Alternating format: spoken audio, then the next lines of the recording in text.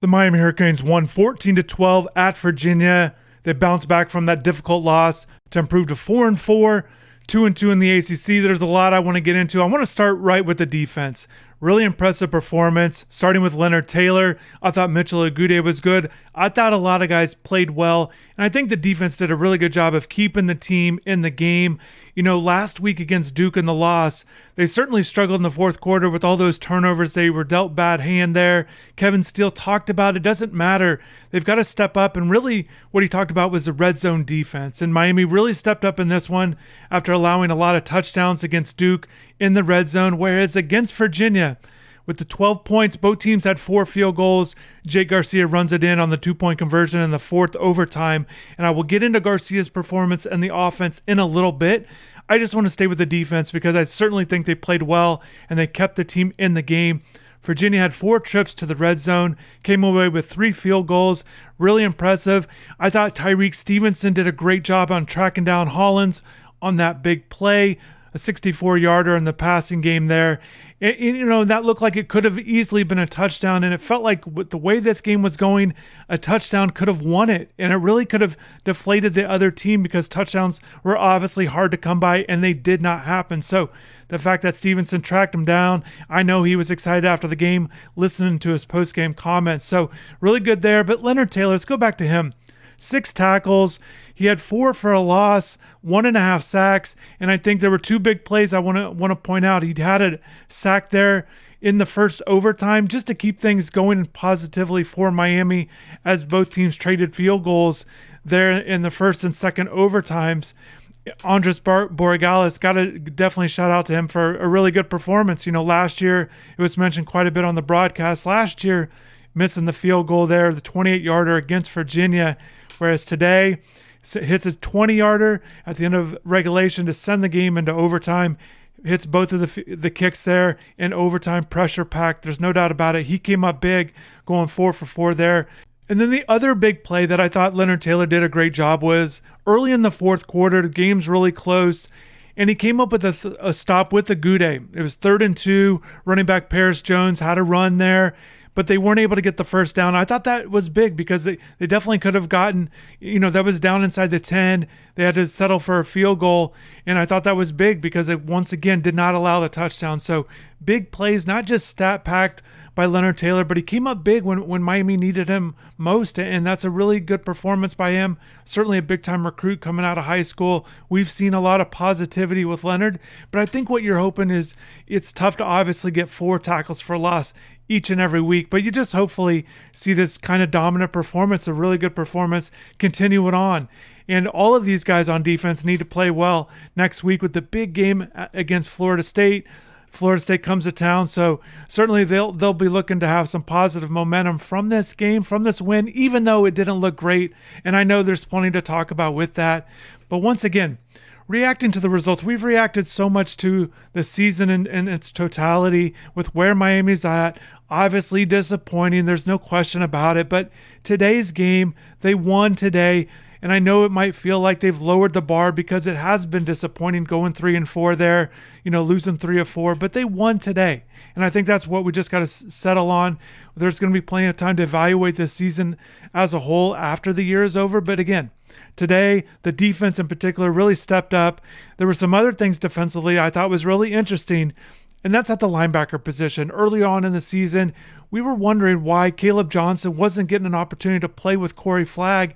And Kevin Steele actually scoffed at the idea, said that, look, they play the same position. That's like a running back and a quarterback playing together, which obviously isn't going to happen at the same position there. He said they're both backs. And anyways, they're both linebackers, but to see them start and play a lot together, I thought was a positive sign because I do think Caleb Johnson can provide something positive to the team.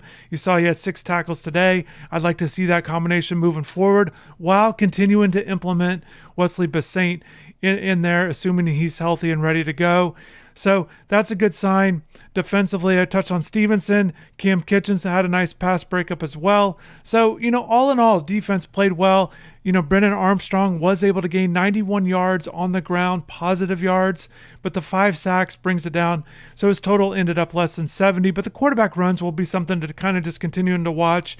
And it's just something to watch for, obviously, going into next week against Florida State with Jordan Travis, who's obviously coming off a big game throwing the ball, but he certainly can run the ball. That's his strength. So a lot that Miami can really work on. The big pass plays defensively. You saw it pop up once again, only 26 yards in the first half, but they give up the 2 30-plus yard passes on the first drive of the second half. But once again, the defense holds Virginia out of the end zone. So a bend but don't break type thing. So with the defense, there's nothing really obvious or really identifiable that you can say that was extremely negative from today's game, because they held them out of the end zone and they kept the offense in the game. And it's not easy to do when the offense is not scoring points. It's tough as a defense to continually hold up the other team throughout the game. You can have good positive moments, but the fact that the defense did that, I think it really says a lot about them. And, I touched on the run game. They were allowing Armstrong to get going a little bit at times with the runs, but passing the ball, it was a slow start. He had those big chunk plays. But after that play where they give up the 64-yarder, he finished 5 of 11 and did not have a pass over 11 yards completed after that big play. So they certainly once again buckled down. So that was good to see that they showed some resiliency on defense. And resiliency is exactly what Coach Cristobal talked about with the offense. Obviously, it did not look good. Jake Garcia really struggled to go downfield, and he didn't look really comfortable in his first start, whether it was different pass patterns or routes or whatever it might be, inaccuracy with some of his throws. The offensive line was pretty good in protection, but there were times where there's certainly, it felt like the pocket was a little tight on Garcia. Finishes 15 of 29, 125 yards, no interceptions. And it's a really big number because of what happened last week, coming in the game and throwing 3 picks, having 5 turnovers. Miami had 0 turnovers in this game, and it allowed them to stay in it after having 8 last week. So, even though Garcia, there's things to certainly build on, he stayed in the game and he didn't have that big mistake. And then he ended up winning the game by running the ball in, making the decision to run it in as opposed to throwing it there to Brantley. He had to dive in, but they got the win. 14-12, you'll take it with how this season's going. And I think with the win, and I definitely want to stay more on the offense, some things that I noticed, but just this team, I think everybody's been hoping that they can kind of get a tough win and then build on it. I think the Virginia Tech game, they looked so good in the first half, and you were hoping they could build on that and kind of get through, some positive games under their belt. And they didn't do that against Duke, so a setback there. So maybe this one can be something to build on. I've touched on the importance of the Florida State game for a few weeks now with how the season's gone. So maybe they can use this and really, play better moving forward. Speaking of improvements, the running game definitely improved. We've seen them really struggle these last 4 weeks. I remember this week I asked Coach Gaddis about the run game. Why stick with it when the results haven't always been there? And he said he just feels real confident because of what they did the first 3 weeks, in particular against the Texas A&M defense on the road. They ran the ball over 175 yards in that one. So he felt like they just needed to pull it out of him. And today, Henry Parrish, he said in that press conference that they were going to give him the ball, and he certainly didn't mince his words. 24 carries, finishes with 113 yards, his third 100-yard game of the season. It's the first time since the beginning of the year, starting it off with a couple there. So good to see Parrish. And what I found was really interesting with how they managed the game at the end of regulation there, where they handed the ball off to Parrish. Lucius Stanley got in there, even with runs with quarterbacks, but 8 straight runs down the stretch. And I thought that was really interesting. There were times maybe they could have thrown it, but the way they were managing the clock, they certainly were going to just run it in. And if they weren't going to be able to run it into the end zone, they were going to kick a field goal. Didn't want to show that aggressiveness right there. They wanted to put trust in Borregales and make the field goal, even though I think many of you probably watching that you wish they would have thrown it in the end zone, but they stayed true to their word. They stuck to the run game. They were confident in it. It didn't go in the end zone there, but they go to overtime, and they don't gain very many yards in overtime.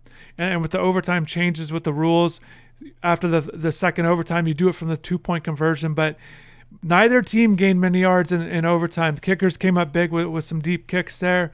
And then the big play, the defense held up there essentially in the top of the fourth, the open the possession there in the fourth, a good pass defense there, and then Garcia makes a play. Certainly, maybe it's something he can build on with his confidence in his first start. You never know. You always hope that guys continue to build. I think back on Tyler Van Dyke and his first couple starts didn't go the way that he would have liked, and then he was able to continue to build from those performances and then move on. So all in all, there were a lot of things they could have done better, but they came away with the win, and you only get 12 opportunities during the regular season to get victories. So hopefully you can get victories, learn from it, and then move on and play better the next game, especially for Miami in the situation they're in right now with Florida State up next. So only 272 yards of total offense. Certainly those aren't numbers you want to go with. And you don't score a touchdown. Those are hard to win games like that. But in the 272, that's the lowest Miami's had in a game since starting the season last year with 266 against Alabama. So it's been some time they've been under the 300 mark. But they get the win. And again, they can build on this, hopefully continue to have some positivity around the program. It's certainly just kind of seeing the guys, they certainly seem excited about this win. And again, wins don't erase all of the losses from earlier in the year, but at 4-4, we will see how this team goes moving forward. Let me know some things that I missed. There's a lot to get into with the game. This is just my instant reaction video, but drop in the comments below. Let me know some things that you noticed that either you had questions on, maybe some positive things, or maybe some negative things that you think you're a little bit worried about down the stretch with 4 more games left in the regular season. Florida State, Georgia Tech, Clemson, and Pittsburgh. That's it. The month of November is just right around the corner. So thanks again for watching. For definitely more coverage, check out InsideTheU.com for more complete breakdowns. But thanks again, and hopefully have a good rest of the weekend, and take care.